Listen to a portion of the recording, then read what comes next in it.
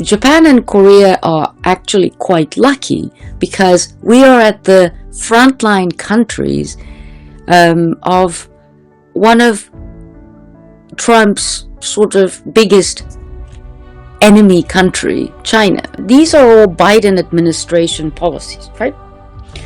And we are now seeing this President Donald Trump in his second version and his recent national security strategy sort of rambling on about the Western Hemisphere. China very much clearly understands the constraints embedded in the structure, in this division of labor structure among the three countries. For instance, the United States is the provider of the raw technology, and Japan is the provider of intermediary goods and parts, equipment, and so forth. And South Korea is the manufacturing force here.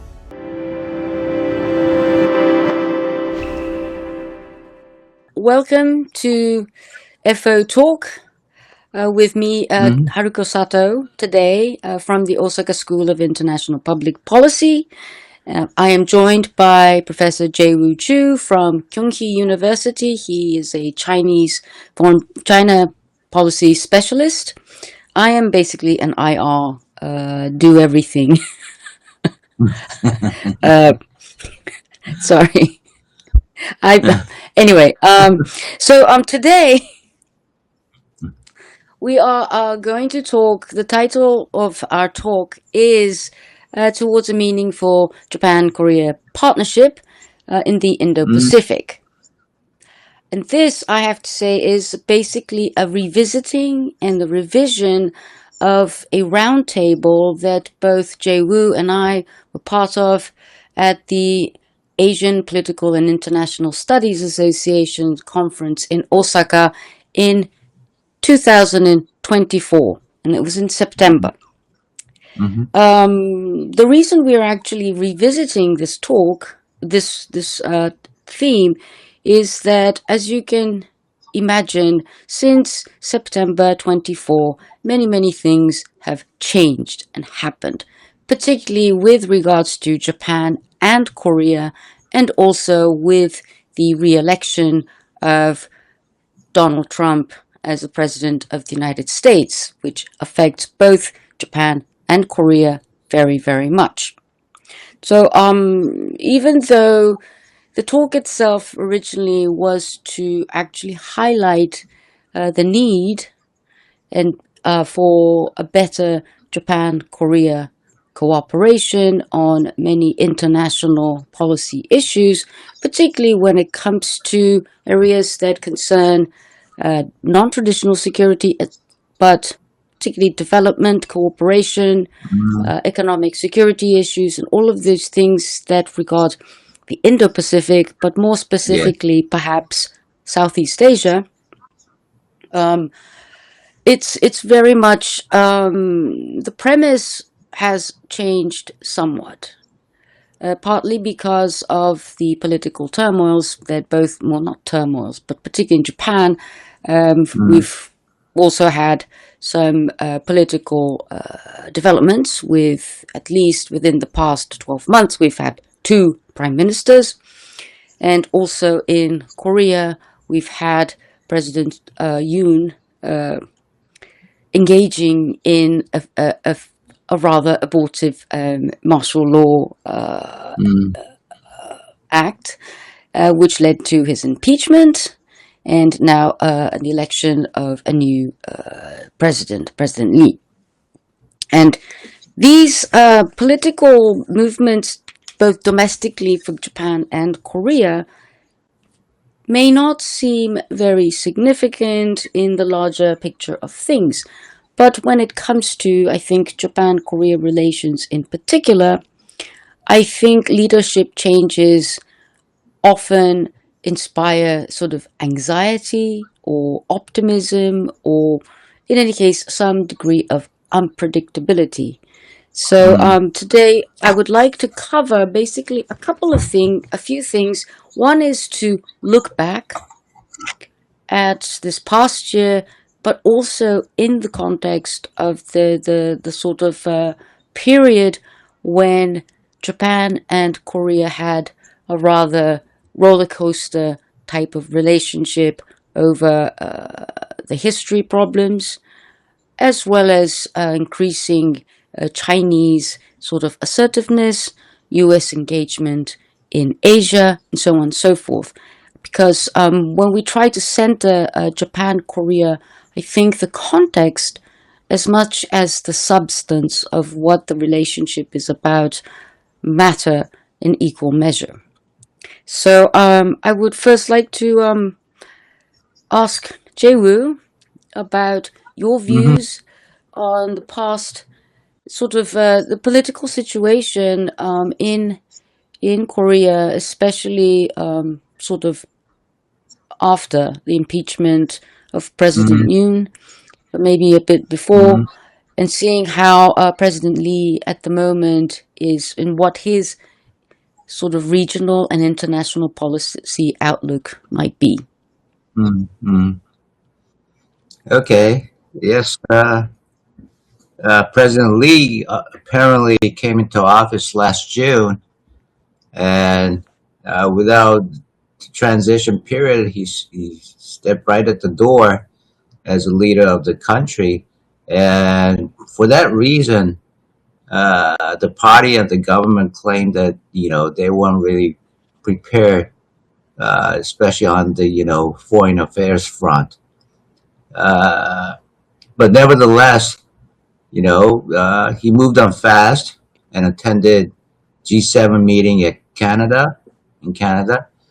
Although he skipped NATO summit meeting in June, but he carried out a couple of overseas trips in August.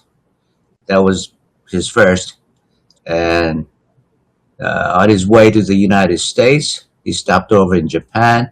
So Japan became his first destination for his foreign trip. And back then, it was Prime Minister Ishiba, right? I Mm-hmm. think he was in power still. And they had a pretty good talk. It was reported and candid. And the next month, Prime Minister Ishiba came to Korea in return of his Lee Jae-myung visit. So the two had very good dialogue, supposedly. And at the time, it was known that they committed themselves to the so-called, shuttle diplomacy, which Mm. means they're going to be in frequent contacts with each other, if not trips, but at least on the phone, and through other means of communication.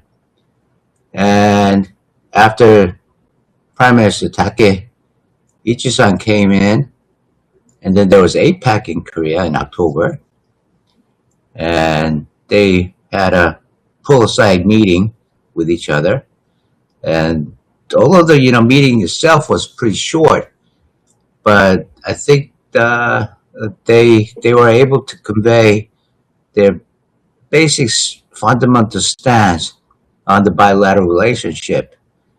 And I think they mostly all agreed on the bilateral relationship that should be moving forward instead of dwelling on the past.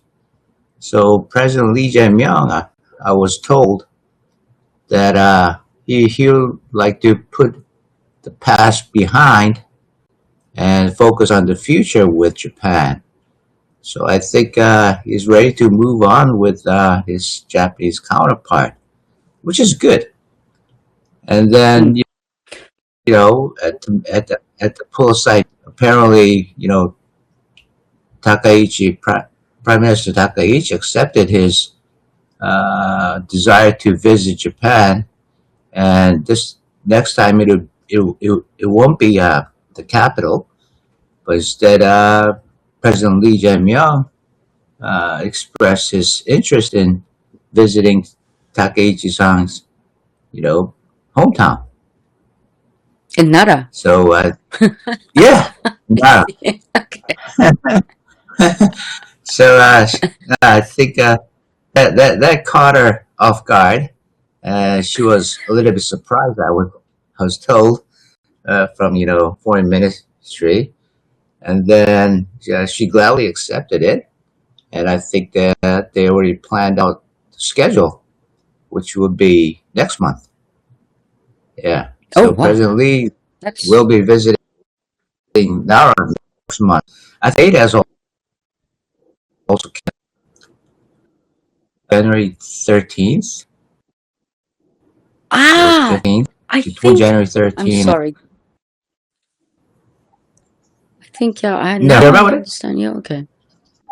No, I haven't heard about Yeah, it. yeah. Partly because I hadn't been sort of following Okay. that side, but there is a Mm-hmm. Mm-hmm. symposium in a university in Kyoto where your cultural Okay. minister will come, and I was wondering Oh, I how see. is this happening? But so this there must be like a delegation coming, so Oh, which is okay. All right. obviously Yeah, yeah. welcome. But I would Mm-hmm. actually just for the listeners' sake just ask or Mm-hmm. perhaps would like some your view on the transition from President Yoon to President Lee, Mm-hmm. partly because I think, and as you know, Japan was very well, anxious if the opposition party from President Yoon, meaning Mm-hmm. the party of President Moon Jae-in, would Mm-hmm. win the presidential election, Mm-hmm. it might revert, the Japan Korea relations might revert to one in which the history card is played as a dominant thing in Mm-hmm. relations between Japan and Korea. And I'm Mm-hmm. always of the view, as you know, that with this President Moon's using of the comfort women or the forced Yeah. labor issues were in itself, I think, a bit excessive, but at the same time, Mm-hmm. it takes two to tango. Yeah. And I think Prime Minister Abe was not exactly the right sort of prime minister compared, for example, to Prime Yeah. Minister Ishiba or even Prime Minister Kishida Kishida, yeah. in in sort of handling Japan's Mm-hmm. relations with Korea. Mm-hmm. But Mm-hmm. would you like to? But seeing that President Lee has, as you say, been more forthcoming and Mm-hmm. at least committed to one in which we both try to put history Mm-hmm. behind, Mm-hmm. what is, how did that sort of stance, or put it this way, Mm-hmm.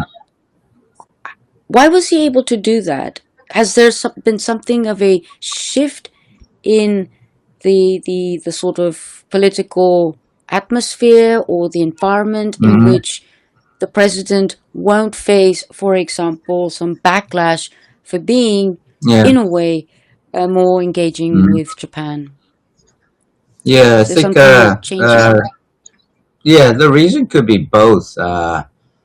Definitely, the history issues that, President Moon had to deal with has been very much settled now. And I think there was a final ruling last month that came out, and I think that settled the score, although to the dislike of the Japanese companies in Korea. So, so in principle, things have been settled. So I don't think they can uh, file for another lawsuit. So that thing is over, and I think uh, having said that, and given President Lee's understanding of the situation, I think that's what really facilitated his posture to be as it is now. So President Lee, I think personally thinks he can be a broker. He like to play the broker role in mediating that has been going southward, and I think he's confident in doing so. And like last August when President Lee met with President Trump in Washington, he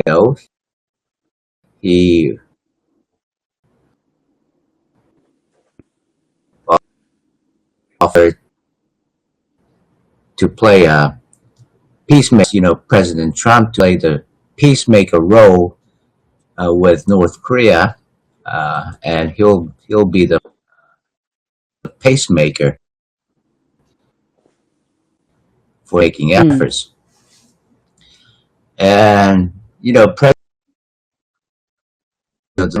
foreign policy line is peaceful coexistence. So basically, President Lee personally would like to maintain and develop the friendly relationship with all the players in this region. I think that's his fundamental stance on foreign uh, policy and affairs. So he would like to continue what President Yoon had established in his relationship with Japan, and that goes beyond the bilateral relationship and into trilateral relationship with the United States. And he Mm. appreciates the value of such cooperation among the three countries. And I think, for that trilateral relationship to be maintained and effectively developed to serve better the interest of the three nations, the bilateral relationship between Korea and Japan is critical. So I think Mm. he Mm. understands that value. So I think that's why President Lee would like to continue uh, what was left from the Yoon administration and not going back to Moon administration. I don't think he'll revert to that. Such policy of anti-Japan and all these sensitive issues that inflicted a lot of cost on the bilateral relationship. So Mm. I think that's why he'll be more forthcoming and he'll be looking toward the future. I think Is that's pretty good. is there something Yeah. about? I mean, these Surprise. kind of policies, particularly if you look at, well, this is not. If you see Takaichi-san's support rate Yeah.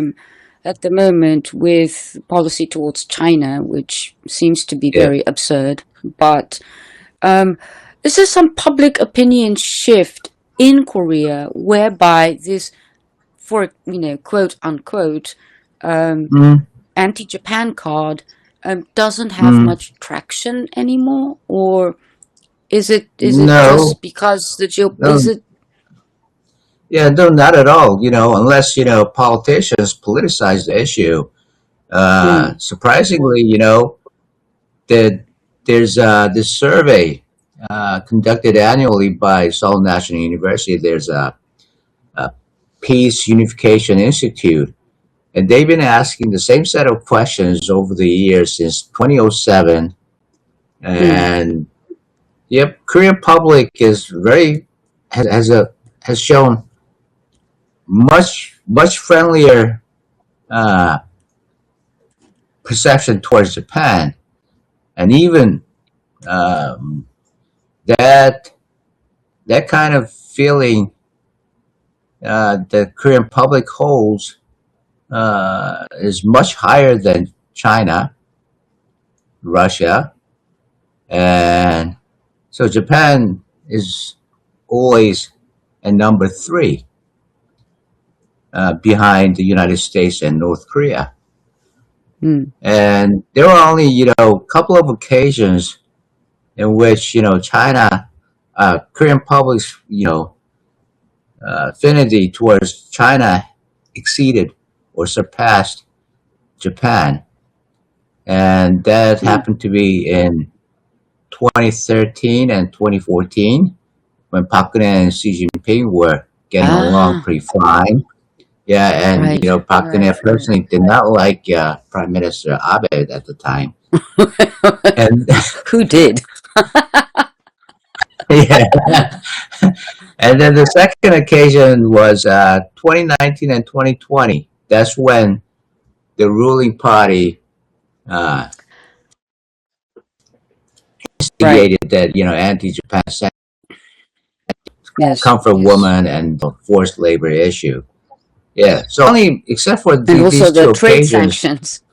generally, yeah. Generally, Korean public holds much stronger affinity towards Japan than China or Russia. So, Mm. I don't think we should be too concerned with the public sentiment towards Japan at this stage. Mm. Mm. Mm. Well, that's in a way it's nice, particularly even with Japan too, when public sentiment Mm. and relations Mm. actually align. But because Mm. in China, with Japan and China right now, public sentiment, never mind what the Chinese think, never what the Japanese think, Yeah. when they're incited sort of nationalist Mm. sentiments. But when I think it's the same with you, but this our Chinese students are more or less sort of calm and a bit disturbed Mm. by this excessive, Mm. reaction to Prime Minister Takaichi's statement on Taiwan. So, Yeah. and I Mm. think, where we have leaders who are comfortable with working together, then Mm. sort of looking inwards and like Xi Jinping or Mm. Takaichi-san basically trying to sort of please their own support groups or their internal Yes. legitimacy,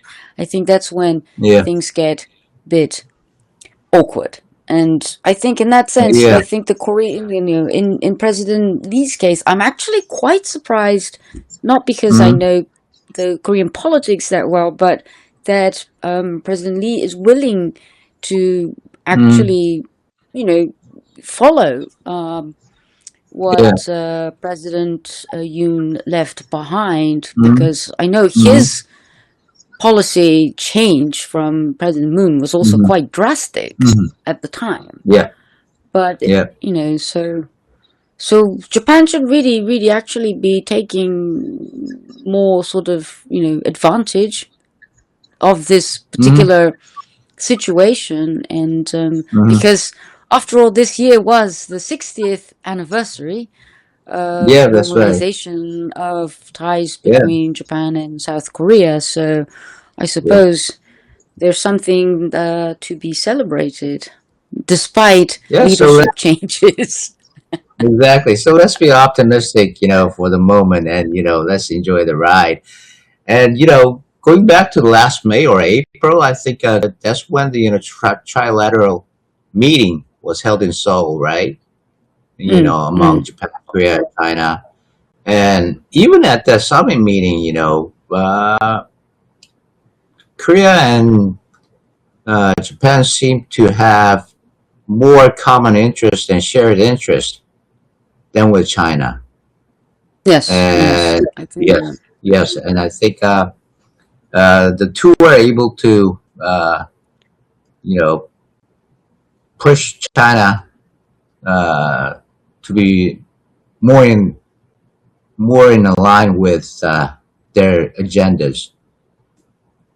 But unfortunately, uh, China did not really moved in favor of the two nations. Unfortunately, I don't know what's a better way to put it. But so at the end of the day, especially when it comes to security situation in the Korean Peninsula, you know, at the Chinese insistence, I think the wording was okay. The three party respect each other's position on the security question of the Korean Peninsula, and I think that was pretty lame. Mm, mm, Yeah. mm. Well, I think this Where, actually, moving on, bringing it.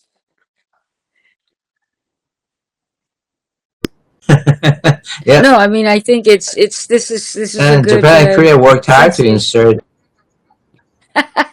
Yeah, right. Yeah, And no, I think that's a good this is anecdote. where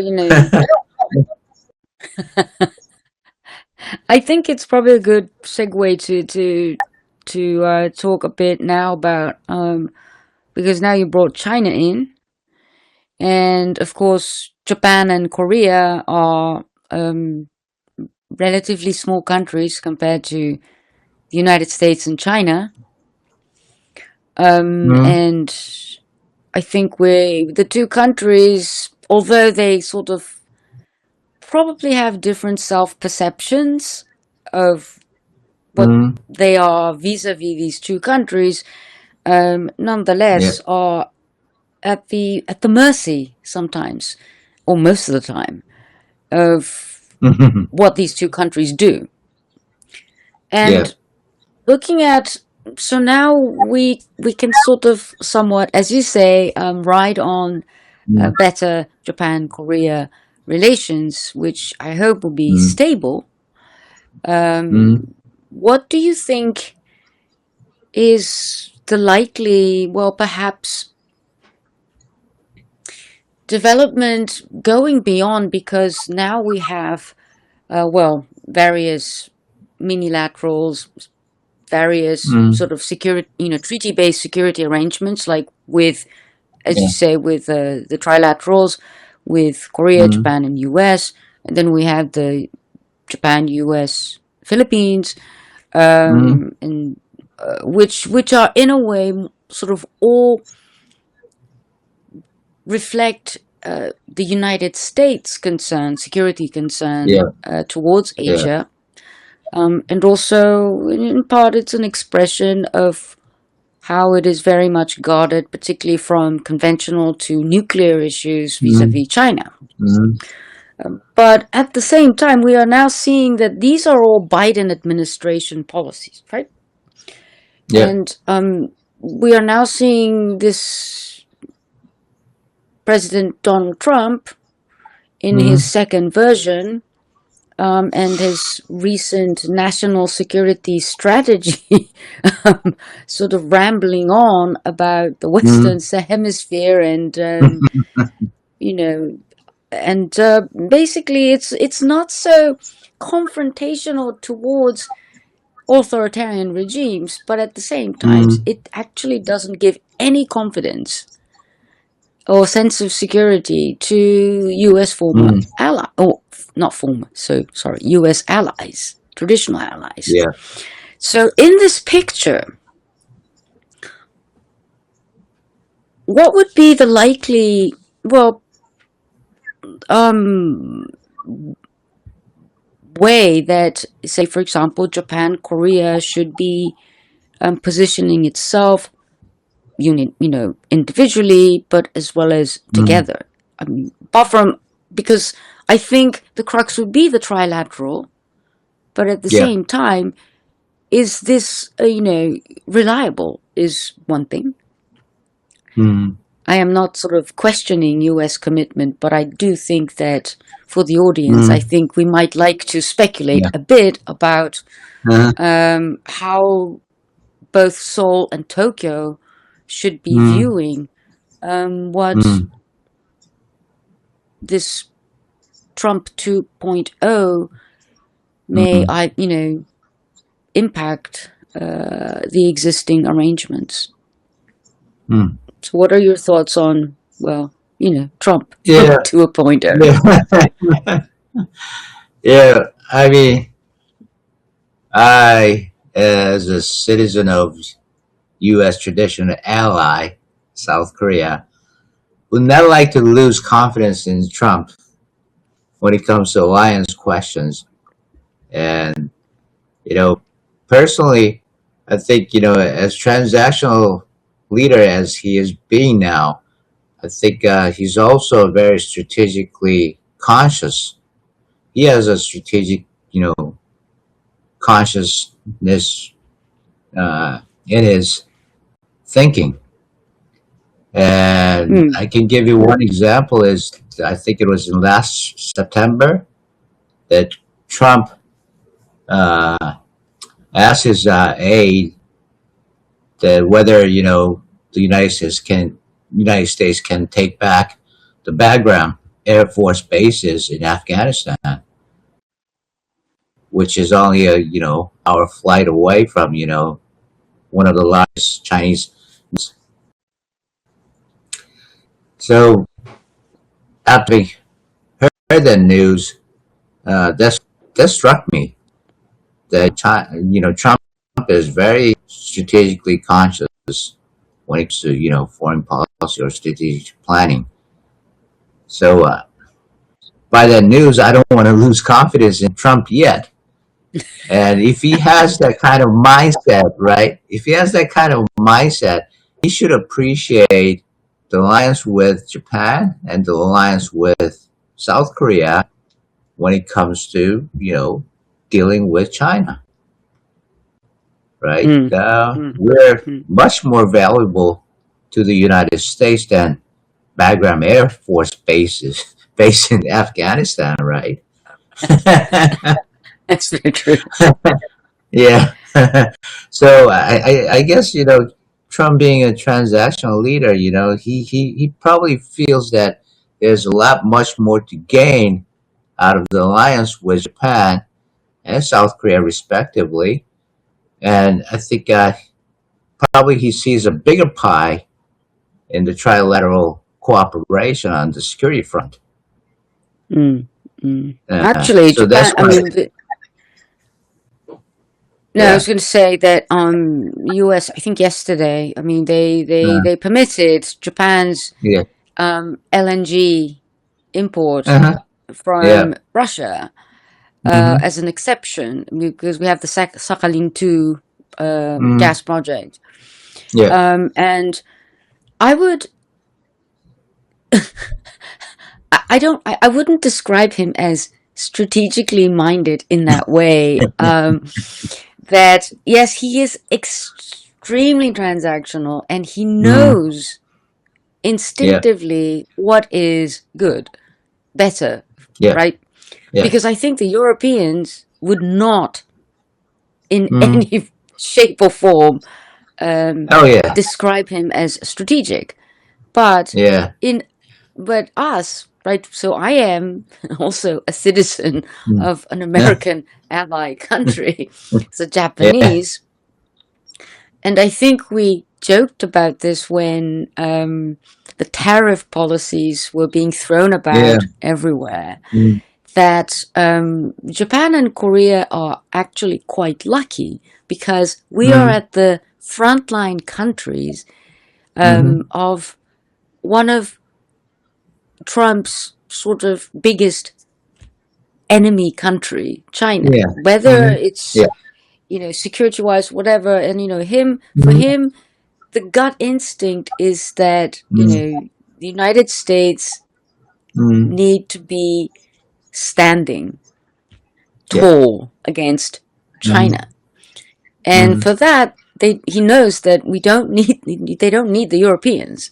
They need us. no, yeah, And so I think that's where I agree that yeah, everything that he is trying to do, or at least in those policies hmm, that concern anything that hmm, means, you know, if not weakening China, at least keeping China at bay or on check, then I think, yes, Japan and Korea are in, yeah, um,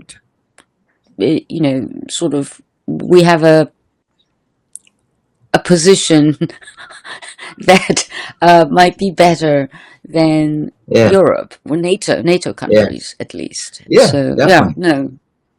So And I no, no, think I agree. yeah, Trump's appreciation towards Japan and Korea is not really limited to security front either, or defense or military, Mm.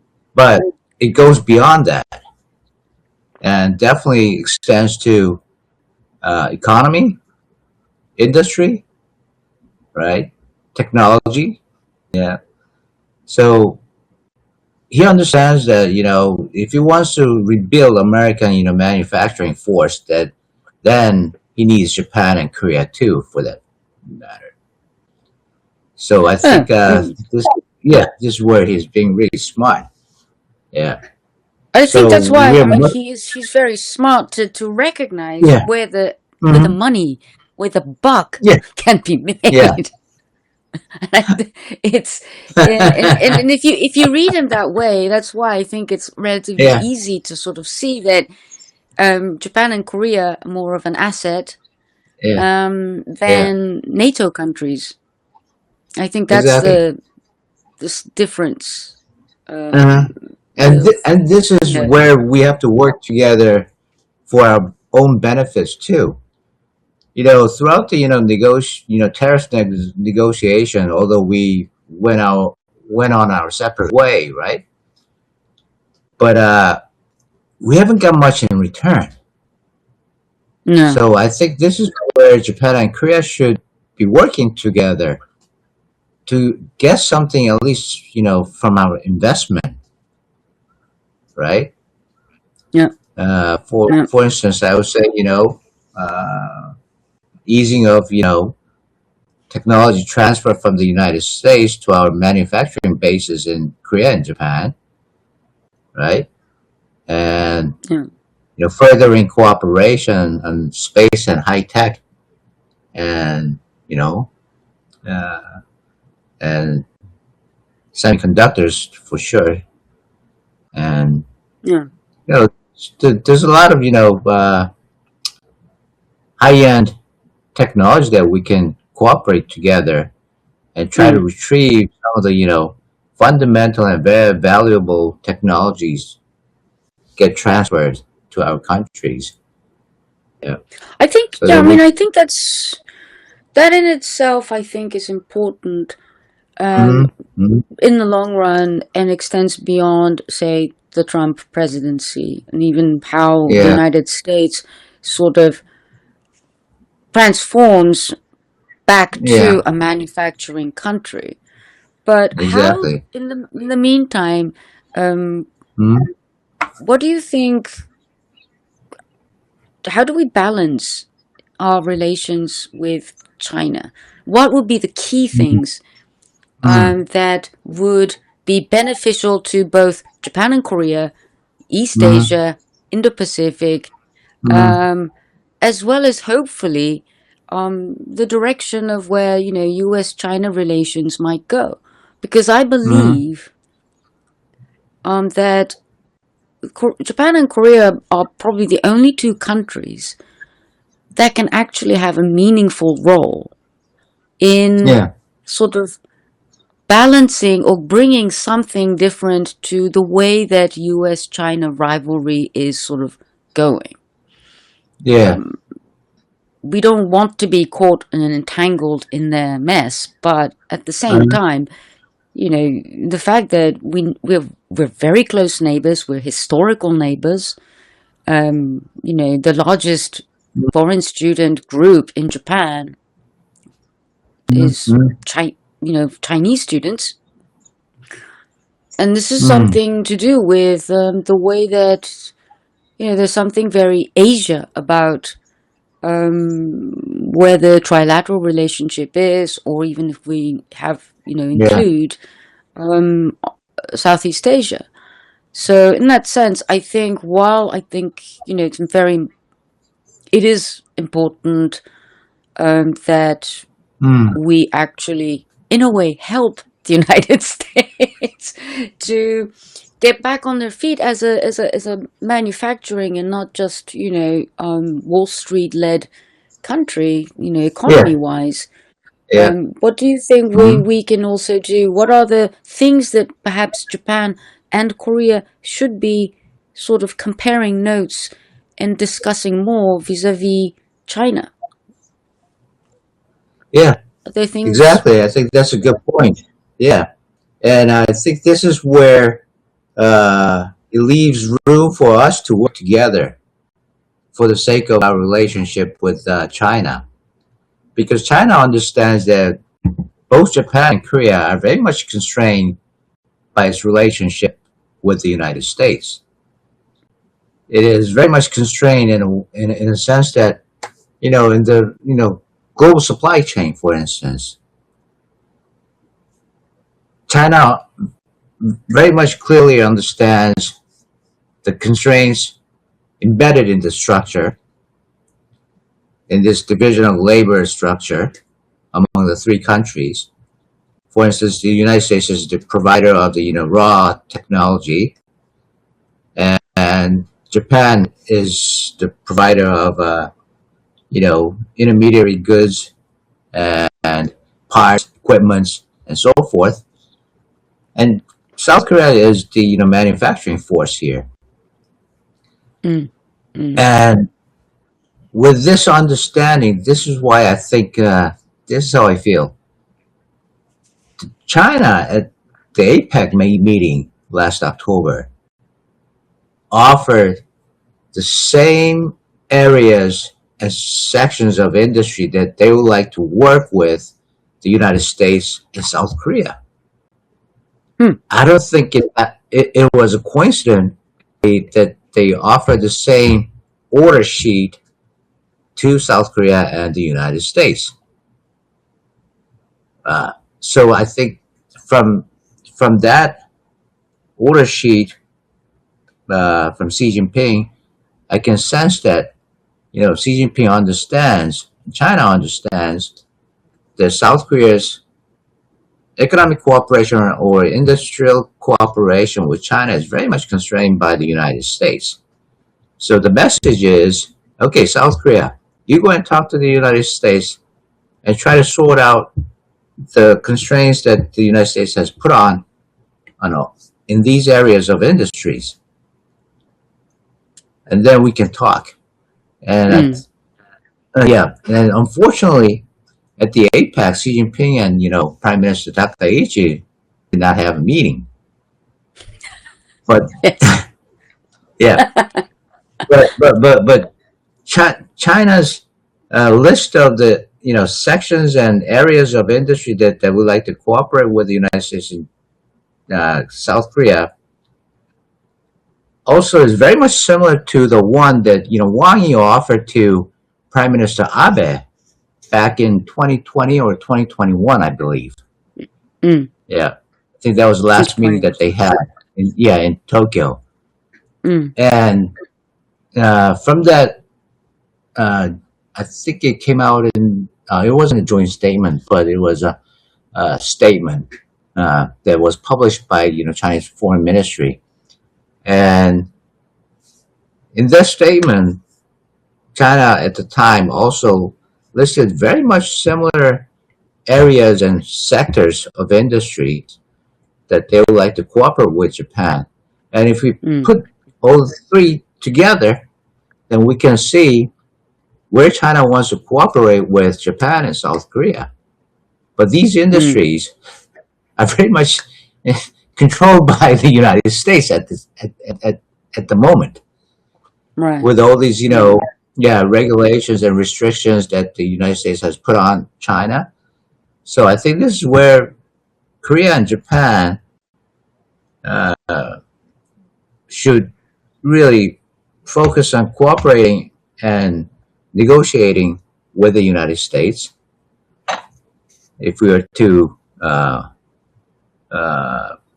benefit our interest in China, improve our relationship Mm,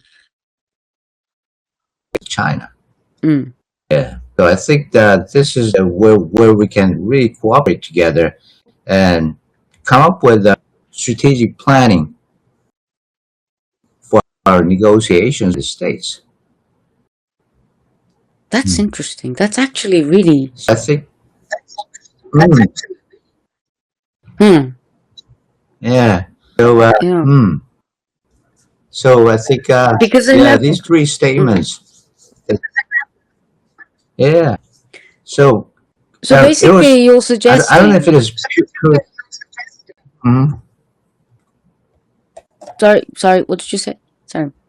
You're suggesting No, that no, I Japan don't. and Korea are Yeah, in a position to actually steer things.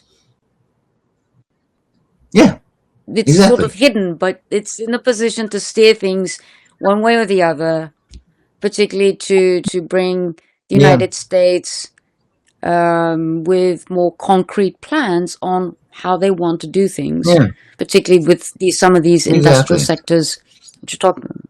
Mm, Ah. yeah. Then if we can do that, then it, it'll facilitate the meeting, which has been for years. it, Well, I it mean, hasn't achieved anything, it's right? been stalled. No, I think its existence So is itself yeah, an achievement. yeah, yeah. So I think that could facilitate the trilateral meeting to move forward. Because I think So yeah, in it those gives more areas that meat. we can work together. Yeah, Mm, mm. and tell Trump, to lift or ease some sanctions on China. Some of the products that we can sell to China. Yeah. I think this is where in a way, what you have just talked about kind of goes way beyond my own imagination about what Japan and Korea and where we are Mm, in relation to yeah. US and China. Hmm. Because at the end of the day, if Hmm.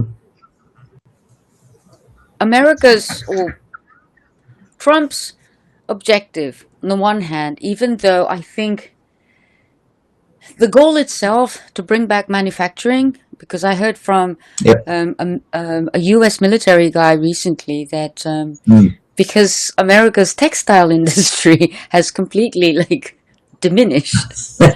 They can't make dress uniforms. It takes a long Yeah. time. Yeah. Even Um, parachutes. yeah, and I was actually looking at. I have two college sweatshirts from Holyoke, and one Mm. is made in the U.S. and it's older, Yeah. and the Okay. other one, and these are Champion sweatshirts, Yeah. right? The Champion, and Yeah. one is made in the U.S. and the other one is made in um, Vietnam, somewhere else. It's not the U.S. Okay. And Yeah. it's I've bought it more recently. Like I mean, both are pretty Mm. old, but the one Mm. that is made in the U.S. is at Mm. least 30 years old. Yeah. But the seams Yeah. everywhere, it's still Yeah. completely intact. Yeah. It's not like crumbling. They're very But the durable, other right? one, it's yeah. Yeah. And the other one Yeah. is already like it's so you can tell that, oh my goodness, it's like Yeah. Yeah. American like towels and cotton stuff, they used to Oh last yeah. forever. Yeah. They do, don't Um they? Yeah. yeah, and I Yeah. think there is something about the United States, you know, logic in bringing back manufacturing. I mean, it's a culture. It Mm. really is, and they have to rebuild Yeah. that culture of making things. That's right. Yeah. But wherever the global trend is going, all of this Mm. outsourcing products, Yeah. it just might not be sustainable in the long run because of, well, Yeah. climate change, uh, costs of, carbon footprints and so on and so forth. Yeah. So I do think that trading in a healthy manner with China Yeah. is far more, it's, has more of a stabilizing mm, effect mm, than just these short-term shock treatment tariffs. yeah. And China, as far as I understand, would probably need it, right? Because Chinese domestic turmoil, or Mm, what mm, might become turmoil, yeah. economic and social situation, Mm, is quite serious. I mean, both the United States and China, in a way, have this very hollowing out poor, you have this sort of economic inequality, and, massive potential for yeah. social instability, Yeah. which, for Japan and Korea, the impacts are relatively limited. So I do think that perhaps Japan and Korea, not perhaps, Japan and Korea Mm, actually should think more consciously about the partnership in thinking yeah. about what roles they play in maintaining both a Mm, stable China and stable yeah. US. How Yeah. that So is actually. both Korea and Japan should be another Jansen Huang. Mm. This this was my argument during administration, that we cannot really kill our semiconductor factories in China, right? Owned run by Samsung and SK Hynix. We cannot kill them, but due to the global supply chain and sanctions by the United States on China, right now their productivity has gone down to 30%, only one third. Wow. Mm. Yeah, so that's some serious blow there. So this is what I proposed to administration and some other ministries too. It was before Jansen Huang came out with this idea, but I moved faster than he did. I moved earlier. Anyways, with the semiconductors, right? 7 nano and above shouldn't be sold to China. That's the policy line of the United States. Mm. But 7 nano and higher, like 14 million nanos and 28 million nano semiconductors, can be sold to China. Mm. It's not going to be it's not going to have detrimental effect to the United States interests, right? And it shouldn't be too concerned to the United States as long as we keep that ceiling at 7 million nano semiconductors. So, but Jensen Huang, he took another step. I think he he made an offer to the United States. Whatever he makes earning from selling, 7 million nano and higher semiconductors to China, he would make some donation to the United States. And I think this is when Trump came out and said, "Okay, uh, give me 10% of your earnings." So Trump, like you said, being a transactional leader and great businessman minded, and he took the bait. So I Mm. think Mm. that's one good example that this is where Japan and Korea could work together when it comes to sector and sectors that China wants to cooperate with both of us. There's a definitely some sort of ceiling imposed by the United States, and we have to move the ceiling together Mm. against the United States. And I think that's doable Mm. and very practical to our interest. Yeah. Mm. No, I Hmm. mean, I think it's, particularly with when it comes to semiconductors, as you Yeah. know, Japan was sort of Biden administration gave us the shock treatment and said, okay, Yeah. go start making semiconductors again. I'm like, excuse Yeah. me, I thought you didn't want us to. I people, know. people in the audience, 3 decades if ago. you exactly 3 decades ago, America Yeah. gutted our Exactly. chip industry. No. But so, I think Mr. it's Biden, did you read The Smaller the Better? exactly. Remember that book? Oh Yeah. God. But yeah, Mm. so I mean, I think it's so there is something in a way, what doesn't really come out in the headlines, but Mm. and even in Japan, because Mm. there are very few. I don't think anybody really who looks at Japan-Korea relations in that sort of strategic way, because Mm. it's usually treated as okay, they're having a history feud. Yeah. Um, America's headache is that Korea relations is always in the trouble and it's unstable and so Mm. on. But I Yeah. think if we flip it and just forget those things and look at it from a sort of a larger context, Mm. including the health of the Yes. relationship and Mm. the potential and inherent strategic assets that these two countries have, Definitely. it actually really does make more sense that Yeah. we have sort of policy coordination, business to Yeah. business, dialogue, Yeah. where we actually coordinate with a similar goal, because it can't be done by just one country, right? It's just Yes, that's right. the scale of the economy is very limited, Yeah. but with it's so I suppose it just the two countries have to get into the habit of Yeah.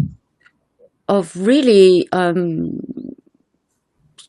talking more deeply, purposefully, and strategically about you know looking at where we navigate US and China, Yeah, that's which right. You know, so I just talked about, our semiconductor, uh, factories in China, right? And because the production went down significantly, it also hurts the Japanese companies that provides, semiconductor mm, related military goods, equipments, parts, and so forth. Because the production by these two major mega factories in China went down. Definitely, it hurts the, Japanese companies that have been exporting and selling these parts and goods to SK Hynix and Samsung mm, Semiconductor, mm, yeah, mm. in China. Yeah. So this is where we should work together to wiggle around the United States and, yeah, Mm. bring up the ceiling. Yeah, for our own benefit. Yeah. Yeah, no, I mean I agree. It's just Yeah. how where Yeah. these finally perhaps the air, or the fog Yeah. has cleared when it comes to the history, the past issues of the past, which Mm. actually I'm a little worried about our current prime minister, but um, partly because she's just so inexperienced and she says like Yeah. silly things. Um, Yeah. but I think it's important that partly because I think there is a generational change, and an idea of, I think people, students right now, these students 20s and 30s, Yeah. they have a completely different worldview from, say, Mm. the world that we grew up in. Yeah. And, Definitely. so I think Yeah.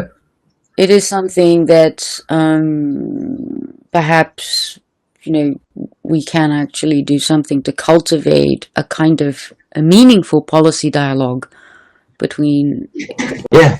Japan and Korea, without sort of focusing Yes. too much on, Mm, because I do believe that the history part, the legacy of the colonial period mm, and what is going on right now, they need to be treated separately. Not to say mm. that the other Yeah, side, should be forgotten, but it's just um, absolutely. it shouldn't be that. Yeah. So yeah. Yeah, yeah. So So okay. So Japan. Yeah, Japan-China relationship should be better soon. I would guess because yeah, I mean China understands that Takaichi's response was to when she was asked by the opposition party in the diet. They understand. Otherwise, if China was really serious about it, they probably CCP might have reined in the public and stirred the anti-Japan sentiments and all these demonstrations and boycott and so forth. But you know mm, what, Haruko? CCP cannot do that anymore. They're afraid that it might in backfire and just drop a bomb on some other uh, instigate some other uh, demonstrations. mm, mm, mm, Yeah, it mm, could backfire to the leadership because the right. public. No, I mean, Yeah, we all know the public just disgruntled against the CCP. Every now and then there was sporadic flash mob or protest in the big cities like Beijing and Shanghai. So if CCP were to rein in the public and start up a anti-Japan sentiment, who knows where this go, mm, where it can transpire into, right? Yeah, mm, so mm, they're scared of it. So I don't think it'd be too lasting, and just few military protests has been on on the way, and I mm, think mm, that's where it's going to stop. mm. They cannot really do too much about it. I mean, I sort of read it in a similar way, partly Mm, because I never thought that the response was, I mean, China's reaction was sort of driven by the CCP per se. yeah, It was, I mm, think, more to do with the Ministry of Foreign Affairs, the foreign yeah, ministry, yeah, feeling a bit, sort of kind of resurrecting the yeah, war, exactly. wolf warrior diplomacy. Yeah, yeah, Um, and in our case, this yeah, situation right now, yeah, unlike the Senkaku Diaoyu yeah, Islands yeah. thing, this one was really about um, both sides really actually Mm, talking and doing things towards their support or whatever, internally. yeah, Like, yeah, Takaichi-san was basically saying what she said to mm, basically to her audience. yeah, And China's reaction, likewise, was really about very sort of domestic oriented, not so yeah. much about, because I was interviewed once by one of the correspondents in Mm, Seoul about this. He's an English mm, correspondent, but anyway, yeah. and he was asking me why is, uh, for example, Prime Minister Abe and Aso both said similar things about Taiwan, and why is it so wrong that Takaichi is saying this? And I Mm, said, oh, actually, Aso-san and Abe-san said it after they left office as prime minister, mm, about Taiwan, being sort of explicitly answering about Taiwan. mm. But Takaichi-san said it as prime minister. And that is a huge difference between, saying I think, something. yeah. Aso This was is, this deputy is, prime minister in 2021, right? yeah, but but they never really went around. Oh, oh. his remark was much stronger than Takaichi's back in 2021. I was gonna mention this. Aso-san said, "We're going to defend Taiwan with the United States." Yes, he did that. Yeah, But the point is, yeah. this was never in the context of a diet speech. Oh no, no, no, no. Yeah, Yeah. he can But he say was whatever still a he and deputy. yeah, He was still he's a more deputy prime minister. he's some a nincompoop and sorry, Yeah. um, but he's um, but the point is that she said it as prime minister in a diet question session, Yeah. Yeah. Yeah. which makes it official and problematic, Good point. Yeah. and that is not the same as saying it in a personal capacity Mm-mm-mm. outside of. And Mm-mm-mm. Abe-san also, even though we all knew implicitly that that is what he wanted, he never said Mm. that as prime minister. Okay. So I think that is something that makes Taraich-san look very amateurish as a prime Mm-mm. minister, Mm. because there are leaks about the actual preparation of the answer response Yep. to Okada-san's questions, and she just ad-libbed and went off, and it's just not done. So Yeah. Yeah. yeah. And I think China at the same time also showed some great restraints too. You know, Mm, leveling down to general consular in Osaka. You know, instead of going to ambassador to Tokyo, yeah, they level it down. well, he's this That's this my take. consul general has been. Even my students told me that he was a bit loud since like 4 years ago that he's been Yeah, around. yeah. So, Consul general. I'm but sorry. Yeah, yeah. yeah. So, but yeah, I mean, I think it's this. As you say, I think Mm, this squabble mm, will die down. I mean, yeah. because there's no meaning in sustaining it. Hmm. I Hmm. know Hmm. that the Western press likes to play up, and tourism is down, and Japan is this. Yeah. It's like, but We all love it, with Chinese tourists, going down, Don't we all love it? yeah, I mean, it's in a way, some sort of control of the Yeah, number of Chinese yeah, yeah, tourists who come yeah, in one wave. It yeah. might be a good idea to control, but there isn't anything to suggest that. Well, I was looking at the Council of Foreign Affairs. They have this, like, the conflict prevention thing, and this Mm-hmm. area is like hotspot, high priority compared Okay. to, say, like, even though Somalia is like mild, here is Yeah.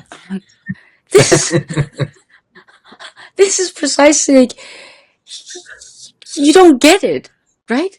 Okay. Just like what you were saying, like reading the Chinese, Mm, reading, or even, how the Japanese are behaving, the Chinese are behaving, there is something mm, of a, you know, going through the motions, mm. but not necessarily really, really becoming like, oh, this is pumping up tension. Yeah. It's really, it's just gone out of control a bit. Mm-hmm. Mm. But I But think not by both much. sides know that, yeah, and it Yeah. just has to come back to, Yeah. so, Definitely. yeah, Yeah. because Yeah. the US, I mean, obviously. And I think what might be quite, and it's probably difficult for um, perhaps policy think tank people, or in the US, or Americans in general, to fathom how Japan and Korea Mm. um, keep both, US close as an ally, and at the same time remain quite culturally, economically close to China. Mm. We may not say, like ASEAN Mm. does, that we don't want to be entangled, in a great Yeah. power rivalry. We're sort of in the middle, right? We're in the eye of the typhoon almost. Mhm, mhm, And mhm. so Yeah. um, I just wanted to ask as a last remark if, um, Mm, for example, as a recommendation for, say, the Japanese and the Korean governments, um, what would be the type of, um, say, mm, policy areas should there be more sort of enhanced dialogue? Partly because I'm addressing this because, we both have bureaucracies that are somewhat, mm. well, vertically segmented. And, Korea is dealt by, say, for example, in the foreign ministry, Yeah. in the Asia Bureau. But besides foreign ministry to foreign ministry stuff, what other types of Mm. ministries, if any, should be involved, and what would be, the kind of issue Mm. governments should be talking more about? Yeah. I think the relationship that MIDI and our Ministry of Industry and what's the formal name? Anyway, your MIDI and our MIDI, Ours I is think we now should METI. build. It's METI. Okay, Meti. METI. Yeah, we should go back to the 70s and 80s when they had a really close ties. Yeah, Ah, okay. yeah, and Right. for some reasons, I think they were disconnected coming into the 90s, and we don't Hmm. see too many changes in context between the two ministries. And Hmm. I think it's time to revive it, and be Ah. practical in our pursuit of interest and dealing with the United States because Mm, it's all mm, about industry now. Yeah, mm, and mm. I think we should rebuild our relationship between the two ministries, just like Ah, that's when we had a strong relationship in the 70s and 80s. right. Right. Maybe, Yeah, maybe because Takaichi-san is so concentrating on economic security, maybe she should listen to that. yeah. You should write a letter to her. Right, please. It's actually that's a quite important one. So anyway, Yeah, so yeah. I Mm, have to actually thank the Korea Foundation for mm, supporting PISA and the first mm, roundtable, because mm, this particular talk is very much part of a very, very belated delivery of mm, our partnership with Korea Foundation. And I have to thank you, Jaewoo, for mm. introducing and connecting me to the Thank Korea you. Foundation. Hopefully, one of these You did a great days, job. you would come on a Mhm. Japan Foundation project. Okay, thank you. Okay. So, thank Let's go with you. And reviving the relationship. yep, yep. Hmm. So, let's Mm. continue this conversation because I think Yes, we might be outliers in the way that we talk about the two I know. countries. I was gonna say that. I was gonna say that. I was gonna say that. I was waiting But for I that think, word. we, but we're important outliers. Yeah. So anyway, so One of a kind. Yeah. uh, so to all the listeners, have Mm, a happy holiday season, and mm, maybe we will return in the new year with, mm. actually, after we should do one after the president visits Nara. Okay. And President Lee may be visiting China in January too. This is actually quite interesting, partly because, now as I, you mentioned that, Yeah, President Lee actually visited Japan. yeah, And it was the first for Korea to do so, right? Before going to mm-hmm. DC. Mm-hmm. And, I mentioned earlier in my own paper about that actually sort of mirrors what Prime Minister Nakasone Yasuhiro did when he became prime minister for the first time in 1984. That the first place he visited was Seoul and not Mm-hmm. Washington, D.C. And this is Yeah, Ronald Reagan yeah, yeah. doing I it. remember that. Yeah, I remember that. Yeah. So I think this might be actually a beginning Mm-hmm. of a different type of, a different kind of partnership building with a sense of vision, mission, and Yeah. to be less of a small fish in the big pond. Okay. Good. Okay, Let's be so optimistic for a moment. thank you. Okay. Join the conversation at Fair Observer and subscribe to our YouTube channel.